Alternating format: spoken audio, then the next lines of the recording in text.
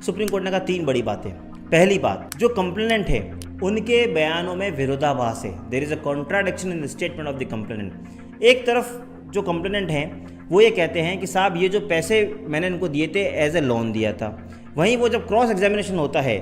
तो वो कहते हैं कि सर मैंने तो एज ए सिक्योरिटी पर्पस दिया था। तो सुप्रीम कोर्ट कहती है कि इसका मतलब आपकी बात में गड़बड़ है और आप दोनों में कॉन्ट्रडिक्शन है, इसका मतलब प्रेजम्पशन को रिबेटल हो चुका है और हम आपकी बात को नहीं मानेंगे। सेकंड जो रीजनिंग ऑनरेबल सुप्रीम कोर्ट ने दी और वो सबसे इंपॉर्टेंट रीजनिंग है वो है इनकम टैक्स रिटर्न को लेके। Honourable supreme court of India एक बात कहती है कि आपकी फाइनेंशियल कैपेसिटी है या नहीं 2 लाख रुपए देने की, वो डिसाइड होता है आपकी इनकम टैक्स रिटर्न से। कि आपकी कोई इनकम टैक्स रिटर्न ही नहीं है, ऐसी कोई रिकॉर्ड पे ही नहीं है जो ये शो कर सके कि आपकी कोई कैपेसिटी थी कि आप किसी को 2 लाख रुपए दो।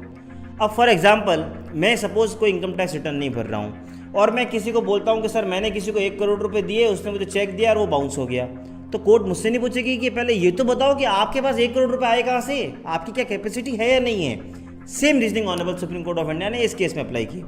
तो इससे हमें क्या सीखने को मिलता है, इससे बात पता लगती है कि जब भी आपका कोई चेक बाउंस का केस चल रहा है और अगर अगला पर्सन आपको इस तरह का क्लेम लेकर आ रहा है, अगला पर्सन आपके खिलाफ कि सर उसने आपको इतने लाख या इतने करोड़ रुपए दिए और आपको लगता है कि उसकी फाइनेंशियल कैपेसिटी नहीं है, तो आप उसकी इनकम टैक्स रिटर्न को रिकॉर्ड पे मंगाओ और उससे जब क्रॉस एग्जामिनेशन करो तो कोर्ट को ये बताने की कोशिश करो कि सर ये देखो इनकम टैक्स रिटर्न में इसके पास कैपेसिटी ही नहीं है। सपोज जो आदमी 2-5 लाख का अगर इनकम टैक्स भरता है और वो 2-4 करोड़ रुपये मुझे कैसे दे सकता है,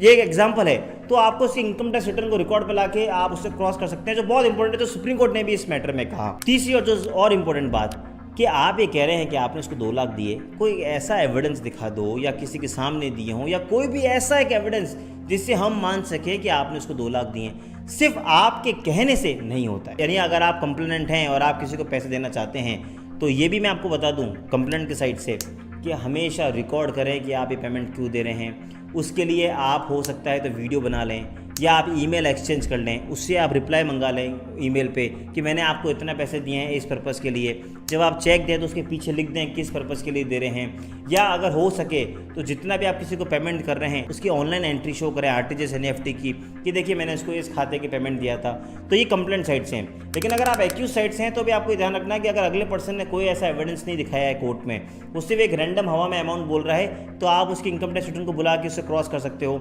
आप ये भी कह सकते हो कि सुप्रीम कोर्ट ऑफ इंडिया इस जजमेंट में कहती है कि अगर आप उसके पास कोई एविडेंस नहीं है जो ये शो करे कि उसने मुझे पैसे दिए, तो आपको मुझे बेनिफिट देना होगा। तो ये बहुत इंपॉर्टेंट बात है जो आपके चेक बाउंस केस में काम आ सकती है।